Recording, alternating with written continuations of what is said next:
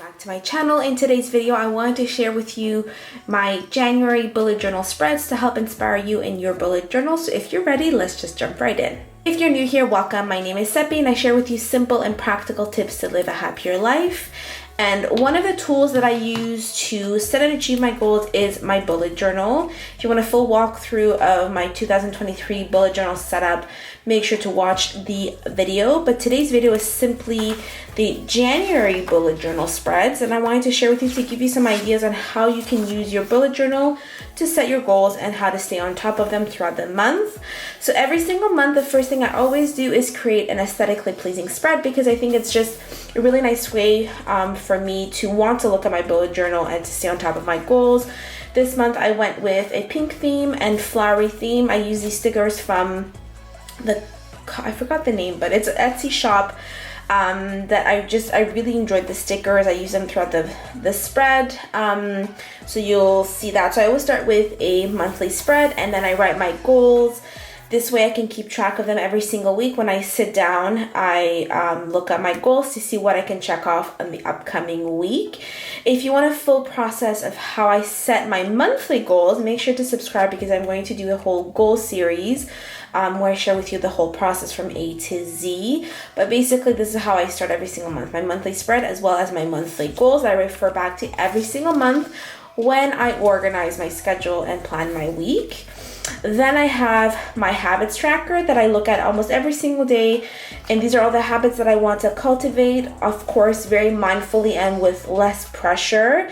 But these are the different things that I want to track and do every single day. It includes things like my morning routine, supplements, doing yoga, journaling, etc. So I sit down and track them.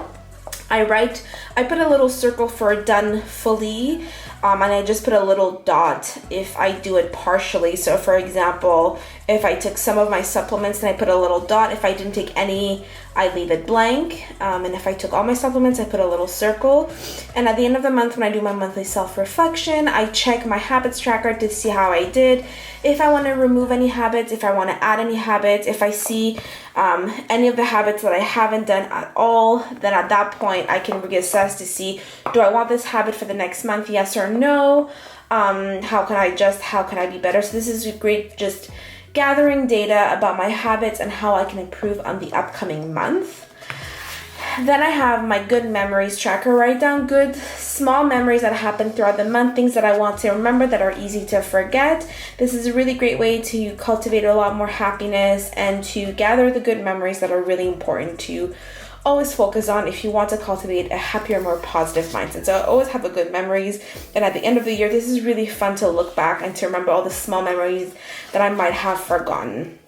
So initially when I started my bullet journal, my intention was to do my daily journaling in here, so to have my goals and then do my daily journaling.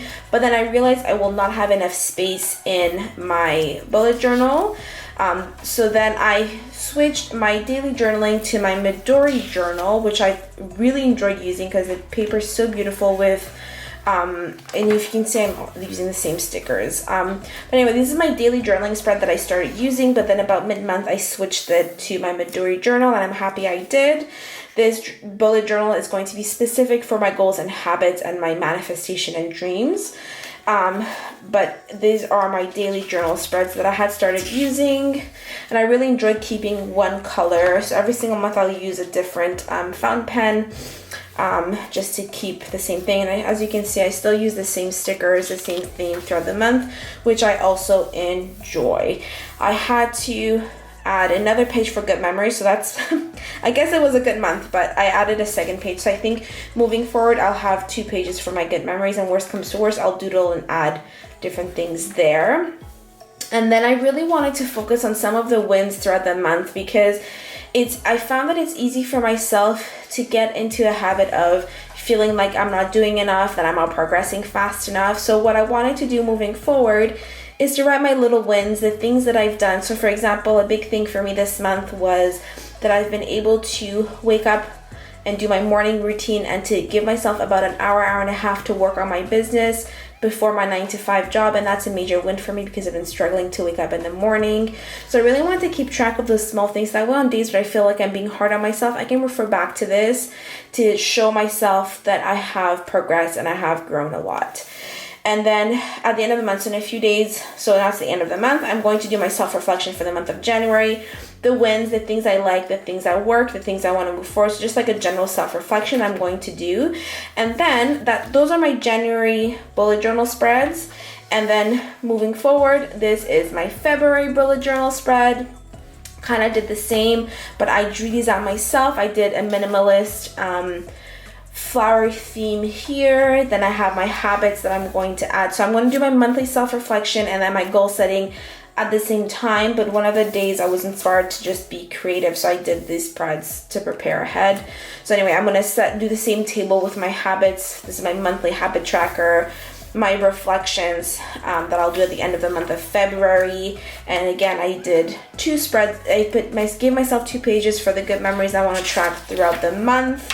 And that is all. Now moving forward, I still have a lot of pages, so I don't want, these are just about 6 pages for the monthly goals. So I do want to come up with other ideas of things that I can put in here. But like I said, I want this bullet journal to be more specific to my goals. So I might do more manifestation work and visualization journaling in here, and to keep my Midori journal for my daily journaling. So that's my flip through of my January bullet journal. Let me know if you have any questions specifically about how I use my bullet journal. Make sure to watch the walkthrough of the 2023 bullet journal layout that I did. I will do an updated one because I did add quite a few pages at the front before I got started, and at the same time I wanted to do an updated lineup of my planners, and my journals, because I ended up adding a Hobonichi cousin. My Hobonichi Weeks is my health planner now, which is something new for me. And like I mentioned before, I also added this just for my daily journaling instead of putting it in my bullet journal. So this is going to be specific just to my daily journaling. So I'm going to do a video to show you my updated journal and planner lineup. So if you're interested in that, make sure to subscribe. Let me know if you have any questions about my bullet journal specifically, and if there's anything that you'd like to see. But otherwise, thank you so much for watching. I'm sending you a lot of love, and I'll see you in my next video. Bye for now.